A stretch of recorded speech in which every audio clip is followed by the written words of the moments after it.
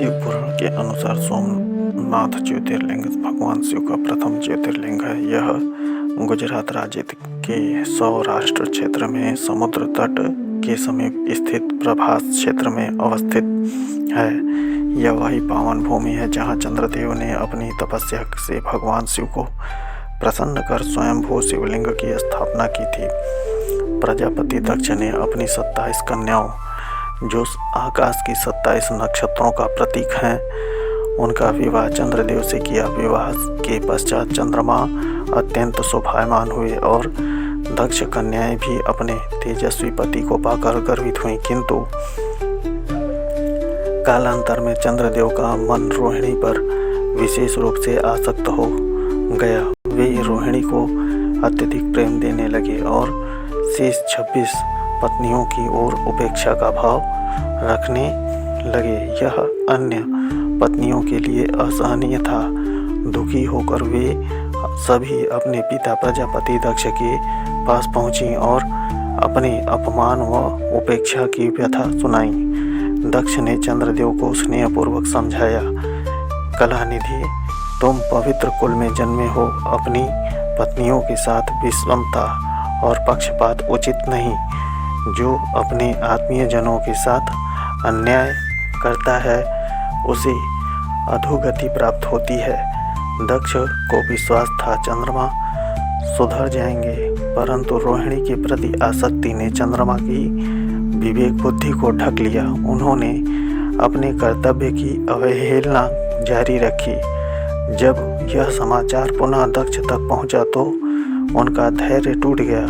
क्रोधित होकर दक्ष ने चंद्रदेव को शाप दे दिया, तुम मेरे बार बार समझाने पर भी अवज्ञा की है, अतः तुम्हें क्षय रोग हो। शाप देते ही चंद्रमा का तेज क्षीण होने लगा। उनका शरीर रोगग्रस्त हो गया। आकाश में प्रकाश मंद पड़ने लगा और संपूर्ण सृष्टि में हाहाकार मच गया। देवता, ऋषि और प्राणी सब चिंतित हो उठे। पीड़ित चंद्रदेव इंद्र सहित देवताओं और वशिष्ठ आदि ऋषियों के साथ ब्रह्मा जी के शरण में पहुँचे।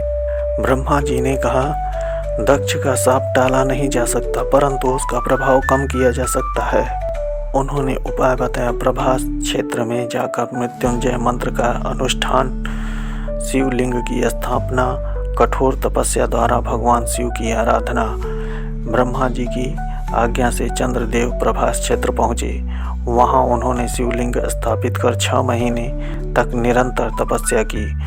10 करोड़ महामृत्युंजय मंत्र का जप, वृषभ ध्वज, भगवान शिव का पूजन, अडिग तपस्या और स्थिर चित्त। उनकी तपस्या इतनी प्रबल थी कि त्रिलोकी कंपित हो उठी। अंततः वत्सल भगवान शिव प्रसन्न हो गए और प्रकट होकर बोले, चंद्रदेव वर मांगो।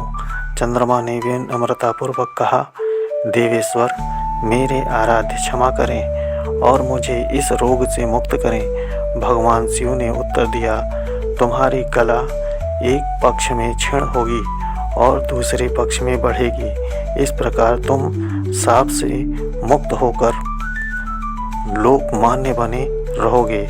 यही कारण है कि आज भी कृष्ण पक्ष और शुक्ल पक्ष का क्रम चलता रहता है।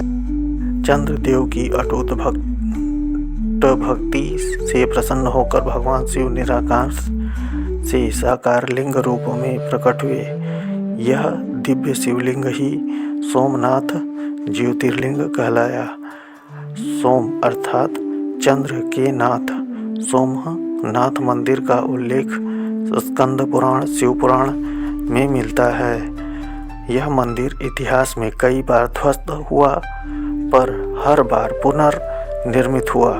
सोमनाथ की कथा हमें सिखाती है कि शाप भी भक्ति से समन हो सकता है।